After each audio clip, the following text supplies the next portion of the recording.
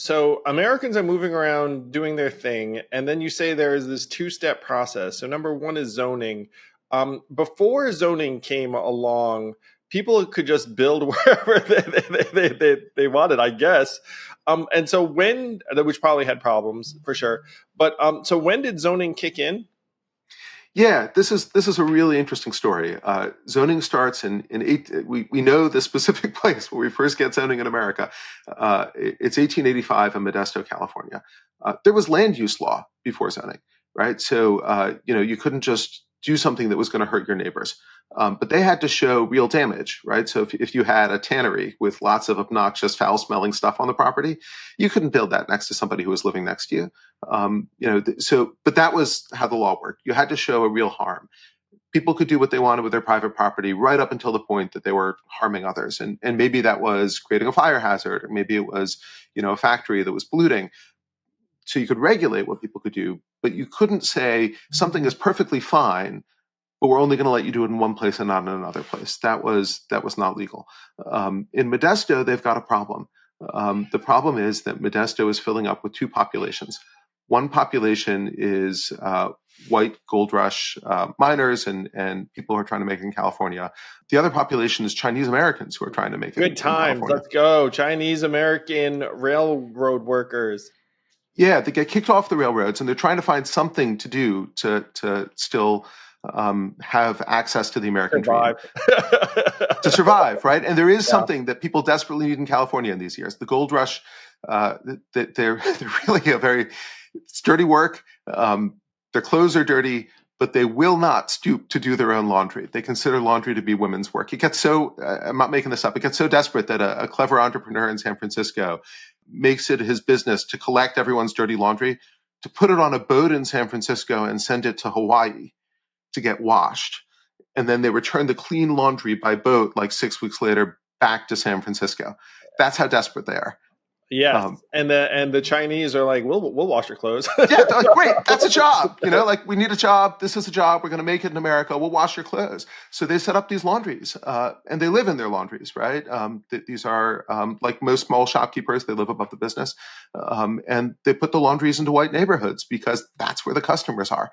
All of this makes perfect sense. They're doing exactly what everybody else in America is doing. They're chasing opportunity, and the white people in Modesto are really mad about it. And the first thing they try is arson. They try burning down the laundries. And the Chinese entrepreneurs rebuild. They're not going to let somebody drive them out. The next thing they try is vigilante violence.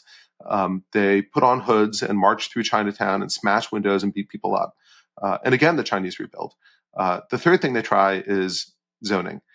They write a law which says you can only operate a laundry west of the tracks and south of G Street.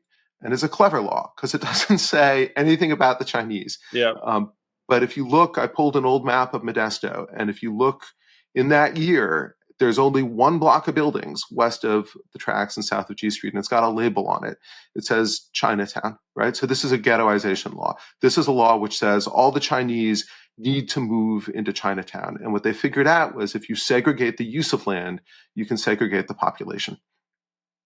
That's where zoning comes from. So other communities then see this Modesto zoning and are like, oh, you can do that? Let's do that too. It takes a little while because it's still kind of blatantly unconstitutional. In California, the elected judges understand their voters hate the Chinese enough to allow it, but it doesn't instantly spread to other states. It jumps to New York City in 1916, where you get the nation's first comprehensive zoning code. And it's the same kind of story. In New York, the problem is that the rich merchants on Fifth Avenue are really ticked off that Jewish garment workers are coming out of the garment lofts, the sweatshops on their lunch breaks, and they're standing on the sidewalk and scaring off their elite customers. Can't have that, yeah. Can't have that, right? They complain. They call the cops on them, and they get them hauled away to jail for loitering. But that's a little awkward because they may be immigrants, but they still vote, and the politicians are not so happy with this. And what they hit on is we can do what Modesto did. We'll put in a zoning ordinance.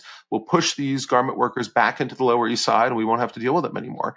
And the mayor says, well, you can do that, but it's a little obvious if we just do it on Fifth Avenue. So we'll do it citywide so that it's not so obvious to the voters exactly what we're doing here. And you get a citywide zoning ordinance that for the first time really sorts things out. But it has a pernicious effect. It's not just about pushing one population down. It's about limiting the ability of people to build to meet demand. And they need to take it nationwide.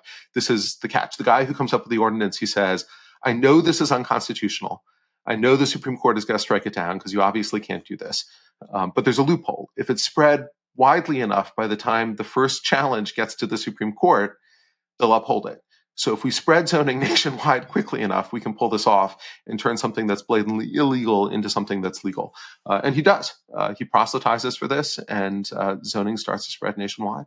So zoning is the first big step, and then the second step is giving people in a neighborhood essentially veto rights over any new development. And Francis Fukuyama coined the term vetocracy, which is, hey, I might not be able to do something, but I can keep you from doing it too. So now no one can do anything. So that kind of freezes a lot of neighborhoods and development. And I will say, if you live in a particular place, it's generally in your economic interest to kind of keep a ton of new housing stock from going up, because then you wind up reducing your own values because of what have you, it being overcrowded or noise or small lots or traffic or you name it. So that ends up mushrooming in various ways. I think people can see pretty clearly in their heads, like, oh, okay, if you don't build any new housing stock, then that's going to end up pushing people out over time. And now you fast forward, that phenomenon has hit particularly hard in major urban areas, which tend to be blue. So the ones that people think of in American life when they think of this would be New York, San Francisco, Boston. I think those are the big three that I think of. You could throw some other cities in the mix, but that there winds up being this sense, and this was like one thing that came up in the argument you're making that I thought was interesting. The suggestion was that, look, if you made things better and more efficient, there'd be more people moving into these cities because these are more affluent, higher productivity zones, and the Yes. economic opportunities would be better. That you would wind up just with like many, many more people in the New Yorks, the Bostons, the San Franciscos. But that's not what's happened, right? Like it's a really interesting split. For 200 years, Americans moved to the places with faster growing economies. And they weren't always the same places. Moving to Flint, Michigan in 1920 was a terrific bet. You're going to give your kids a much better life. Moving there in 2020 is not a terrific bet. I have been to Flint, Michigan, and it is not terrific. I mean, sorry. I mean, the people there are great, but it's a hard hit community. The people are great. I spent a week there just walking around, talking to developers, to civic leaders, to ordinary residents, trying to understand. Everybody there, their grandparents at most moved to Flint, right? Like it was a place that really sprang up out of nothing, and so the mobility is in their blood. Like that, they all moved there, and I wanted to understand why people are still there. And when you talk to people about their housing stories, just the way you narrated yours, right? What I heard were stories like, I wanted to get out. I had a buddy who had rented an apartment down in Miami. I went down there. I got a job.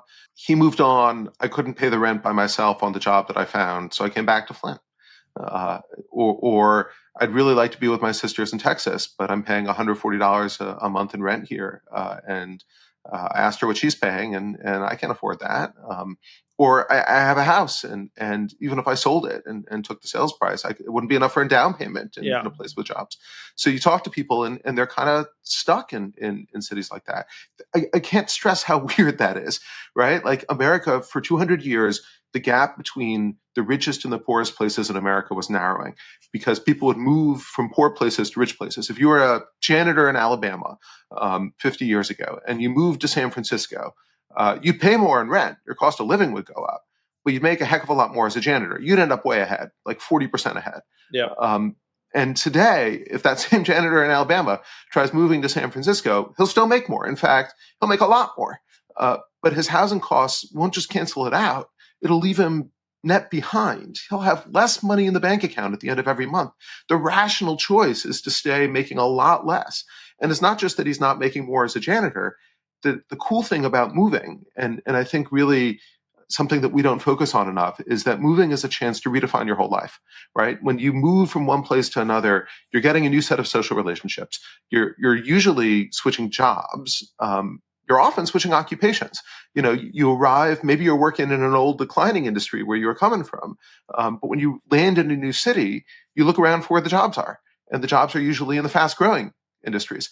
And so it often is a way to get people to switch from the declining parts of the economy to the ascending parts of the economy. When there's a negative shock, right, that closes a factory, a free trade deal, or automation, we rely in this country on people being able to get new jobs that are being fostered by the savings that these things have achieved. That's the whole deal, right? Like, we'll lose some, but there's creative destruction, and there'll be creation coming out of it too. But if you're stuck in the place where the old job was and you can't move to the city where the new job is, then you're just screwed. Hey YouTube, thanks for watching. Please do hit like and subscribe and hit that bell if you want to be notified every time a new episode drops. Thank you.